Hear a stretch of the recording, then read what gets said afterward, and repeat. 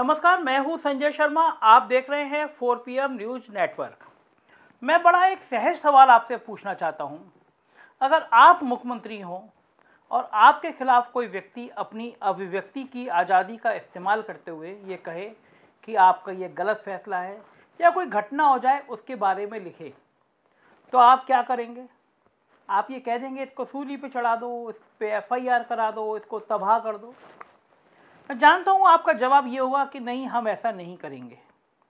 मुझे लगता है कोई भी लोकतांत्रिक ढंग से, लोकतांत्रिक परंपराओं से जीता हुआ व्यक्ति, कोई भी लोकतंत्र में आस्था रखने वाला व्यक्ति और कोई भी प्रजातांत्रिक मूल्यों को मानने वाला व्यक्ति ऐसा नहीं करेगा। मुझे लगता है उत्तर प्रदेश के सूबे के मुख्यमंत्री योगी आदित्यनाथ भी ऐसा नहीं करेंगे। तो आखिर ऐसे वो कौन अफसर हैं जो मुख्यमंत्री को गुमराह कर रहे हैं? और कोई भी व्यक्ति अगर अभिव्यक्ति की आज़ादी बताना चाहता है, कोई कमी दिखाना चाहता है, तो उस पर कड़ी कार्रवाई करने का दबाव बनाते हैं, फैसला देते हैं और उस पर FIR हो जाती है। मैं ये मानने को तैयार नहीं हूँ कि मुख्यमंत्री को ये अंदेशा नहीं होगा कि इस तरह FIR कराने से उनका नुकसान हो रहा है, और भारतीय जनता पार्टी को एहसास नहीं होगा कि इस तरह की FIR उसकी छवि पर असर डाल रही है। मगर उत्तर प्रदेश में इन दोनों पता नहीं क्या क्या घट जा रहा है, किसी को कुछ समझ नहीं आ रहा। एक अफसर हैं, IAS हैं सूर्य प्रताप सिंह। उत्तर प्रदेश के IAS हैं और ख्याति प्राप्त IAS हैं। मैंने उनका जल जले वाला दौर देखा है। मैं थोड़ा उनके बारे में बता दूं। नैनीताल में DM थे और नैनीताल में उस समय अतिक्रमण की बहुत सारी समस्याएं पैदा हो रही थी। सूर्य प्रताप सिंह ने एक प्लान बनाया और ऐतिहासिक तरीके से उस अतिक्रमण को हटाया। ND तिवारी मुख्यमंत्री थे और उनकी बहुत करीबी थी इंदिरा हृदयेश का की घर यानी होटल उस परिसर में आ गया और सूर्य प्रताप सिंह ने उसको तुड़वा दिया। लंबे समय तक नैनीताल में रहे और जब तबादला हुआ तो 7 दिन तक नैनीताल बंद रहा अपने DM के समर्थन के लिए। और यह पहला मामला नहीं था। सूर्य प्रताप सिंह कई जनपदों में तैनात हुए और जब तबादले हुए तो जनता सड़कों पर थी, क्योंकि वो जनता के हितों की लड़ाई लड़ते थे। एक तेज तर्रार अफसर हैं, पहले IPS हुए, उनको लगा IPS की नौकरी अच्छी नहीं है, फिर वो IFS उन्होंने क्वालिफाई किया और फिर उन्होंने IS क्वालिफाई किया। एक सर्विस निकालना बहुत बड़ी बात होती है, लेकिन आदमी योग्यता इतनी कि उन्होंने 3-3 सर्विस निकाल ली। अखिलेश यादव सरकार में उनको तैनाती मिली, लेकिन उन्होंने व्यवस्थाओं के खिलाफ बिगुल उठाया। जो कमी नजर आई, नौकरी में रहते हुए उसका विरोध किया और एक बार तो छात्रों को एकजुट होकर और व्यवस्था का विरोध करने का आह्वान भी कर दिया। मगर जब मामला बढ़ा तो अखिलेश यादव ने उनको सुरक्षा दे दी कि इनके ऊपर कोई बात ना हो, अप्रिय बात ना हो। मैं अखिलेश यादव का जिक्र इसलिए कर रहा हूं कि लोकतांत्रिक परंपराओं में किसी भी चुने हुए नेता को इसी तरह काम करना चाहिए। बचपन से सुनते आए हैं, निंदक नियरे राखिए आंगन कुटी छवाए। जो राजा निंदक अपने पास नहीं रखता, जो राजा आलोचना नहीं सुनना चाहता, उस राजा का अंत बहुत अच्छा नहीं होता। ये हमारे शास्त्रों में लिखा है। आखिर वो कौन लोग होते हैं जो राजा के आसपास चारों तरफ मंडराते हैं, राजा को प्रेरित करते हैं कि ये आपकी आलोचना कर रहा है हजूर, इसका सिर कलम कर दो? क्या राजा के लिए, राजा के संगठन के लिए ये उचित है? 100% आपका जवाब होगा कि बिल्कुल उचित नहीं है। अगर कोई व्यक्ति कह रहा है व्यवस्थाओं में कमी आ रही है, कोई व्यक्ति कह रहा है गलतियां हो रही हैं, तो उसको इस तरह दंड नहीं देना चाहिए। मैं अपनी बात आगे करूं उससे पहले एक मैं आपको ऑडियो सुनवाता हूं, वो ऑडियो सुनिए। कहने की ये बताओ कि 2 रुपए इसका ट्वीट का हिसाब से दे दो। क्या 100+ फॉलोअर्स वाली आईडीज का है भाई? 100+। अच्छा ये बताओ कि ये कौन सा हैशटैग होगा? ये सारे भाई मैंने ग्रुप में डाला तो है हैशटैग। क्या है? ग्रुप में तो हैशटैग डाला हुआ है, देखो ग्रुप पे देखो। योगी जी वाला? हाँ, योगी जी वाला हैशटैग है। अच्छा, कोई दिक्कत है क्या? नहीं, हम ज्यादा से ज्यादा कराना चाह रहे हैं, इससे कुछ बढ़ जाए। नहीं देखो, इसमें थोड़ा कम पेमेंट मिला है क्योंकि 25 ट्वीटी मांग रहा है ना। और दूसरा बात की हैशटैग के साथ योगी जी के फेवर में लिखना चाहिए। योगी जी के योगी जी के फेवर में, मतलब योगी जी के बारे में अच्छा लिखो। अच्छा, ये किसका ट्रेंड है? ये है ना, तुम छोड़ो ना, अतुल जी का ट्रेंड है गजेंद्र चौहान का। गजेंद्र चौहान जानते हो ना, वाटी मारेगा। बोल ये रहे तो 25 ट्वीट करो, 25 ट्वीट पेट हम देंगे। एक आईडी से 25 ट्वीट, लिंक सबका ग्रुप में डालो जल्दी। एक आईडी से 25 ट्वीट, समझ रहे हो ना कि कितना लिंक होना चाहिए। हाँ कराओ, फोटो के साथ ट्वीट कराओ। ये ऑडियो उत्तर प्रदेश की सोशल मीडिया का बताया जाता है। सोशल मीडिया मतलब मुख्यमंत्री की ब्रांडिंग के लिए, मुख्यमंत्री की पीआर कंपनी के लिए रखे गए लोगों में से एक।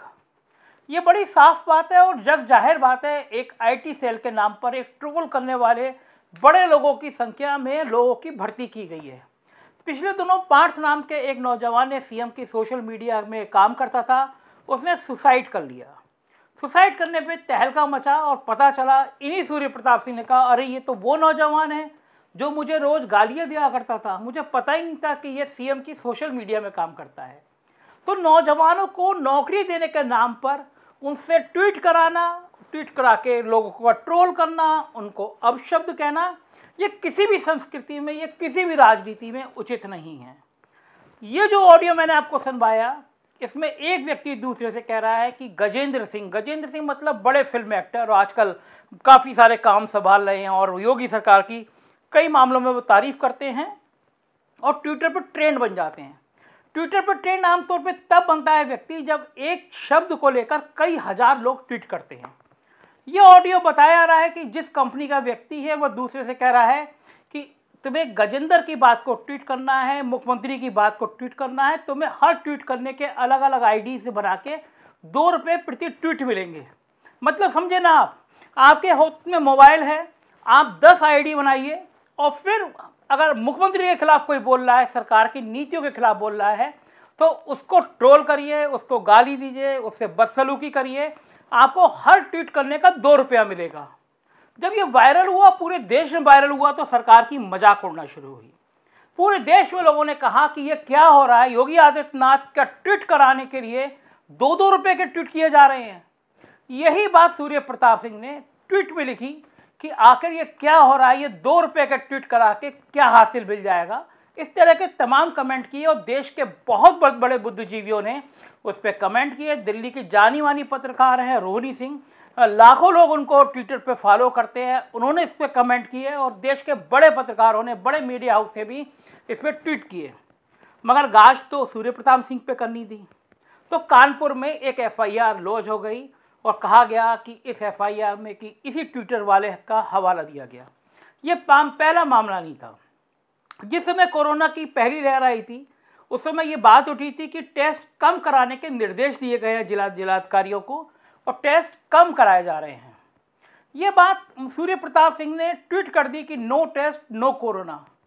क्या ये इतना बड़ा बिंदु था कि सरकार उस पर इशारे पर उस पर एफआईआर हो जाए? सूर्य प्रताप सिंह पर उस पर एफआईआर दर्ज हो जाती है। स्मार्ट मीटर घोटाला पूरे प्रदेश में बहुत चर्चा का विषय था। स्मार्ट मीटर घोटाले का जिक्र किया सूर्य प्रताप सिंह ने और एफआईआर दर्ज हो जाती है।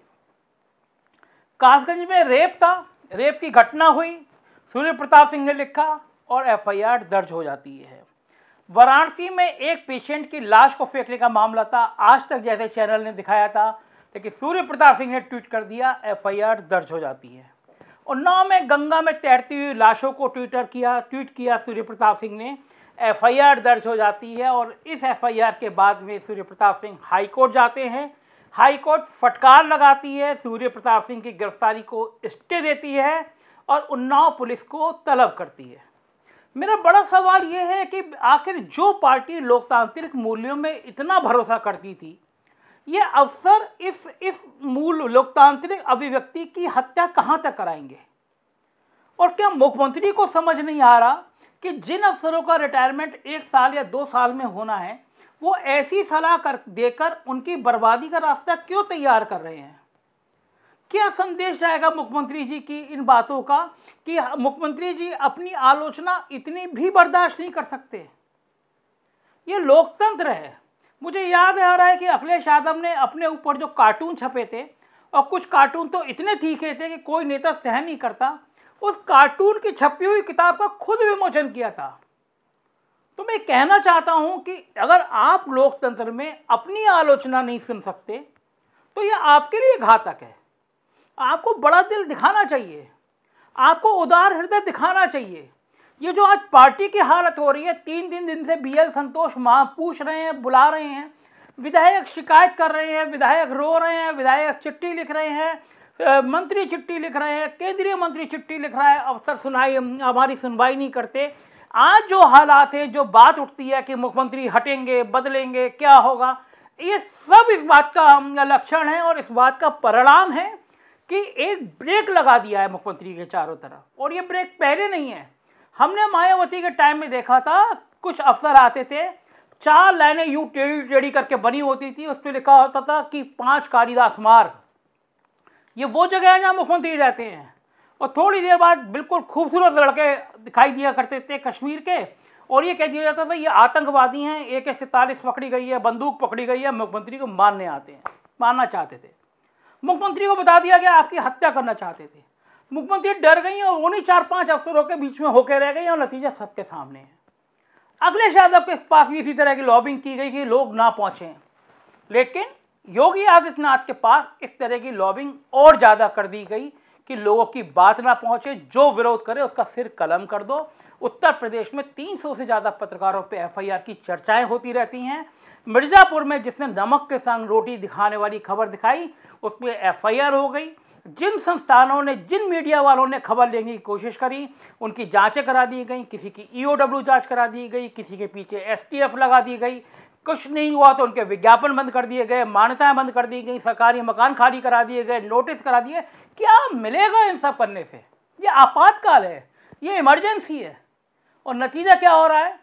पूरी पार्टी परेशान है, पार्टी को समझ नहीं आ रहा, 6 महीने बाद चुनाव है, आपस में ही लड़ के ढेर हो जा रहे हैं। एक A B की टांग खींच रहा है, B C की खींच रहा है, C फिर A की खींच रहा है और तीनों मिलकर D की खींच रहे हैं। कोई रास्ता नजर नहीं आ रहा। 6 महीने बाद केवल आपको गलतफहमी है कि हिंदू मुसलमान होगा और सरकार बन जाएगी। अब कोरोना काल के बाद में हिंदू मुसलमान से मामला बहुत ऊपर जा चुका। हर तीसरे घर में एक आदमी मरा है, इस सरकार की अव्यवस्थाओं से मरा है, वेंटिलेटर ना होने से मरा है, दवा ना होने से मरा है, अस्पताल ना होने से मरा है, ऑक्सीजन ना होने से मरा है। गंगा के किनारे बहती हुई हजारों लाशें एक अखबार में फोटो छपवा कर ये साबित कर देने से खत्म नहीं हो जाएंगी कि यहाँ तो परंपरा है, यहाँ लाशें ऐसी दफनाई जाती हैं। हालात खतरनाक हैं। अभी भी बीजेपी के केंद्रीय नेतृत्व को समझना चाहिए, उत्तर प्रदेश में लोकतांत्रिक तरीके मजबूत किए जाने चाहिए। एक रिटायर IAS पर इस तरह 5-5, 6-6 मुकदमे करके कोई विजय हासिल नहीं हो जाएगी। वो आज भी ट्वीट कर रहा है, इसका मतलब साफ है कि वो आपके डराने से डर नहीं रहा है। आपकी आवाज कम हो रही है, लोग आपकी आलोचना कर रहे हैं, उसकी ब्रांडिंग बढ़ रही है, उसका ट्विटर गवाह है, उसमें सब्सक्राइबर की संख्या बढ़ रही है। मतलब देश के लोग उसके साथ ज्यादा खड़े हो रहे हैं। इस नाजुक वक्त को पहचानिए, उन अफसरों को लिटरली लात मार के दूर करिए जो आपको लोकतांत्रिक व्यवस्थाओं में जीना नहीं देते। मुझे लगता है मुख्यमंत्री को ये स्टेप उठाना चाहिए जिससे पार्टी में लोकतंत्र मजबूत हो और उनकी भी साख बरकरार रहे। इस वीडियो को देखने के लिए शुक्रिया। 4 PM को सब्सक्राइब करिए, अपने दोस्तों को ये वीडियो जरूर भेजिए। Thank you.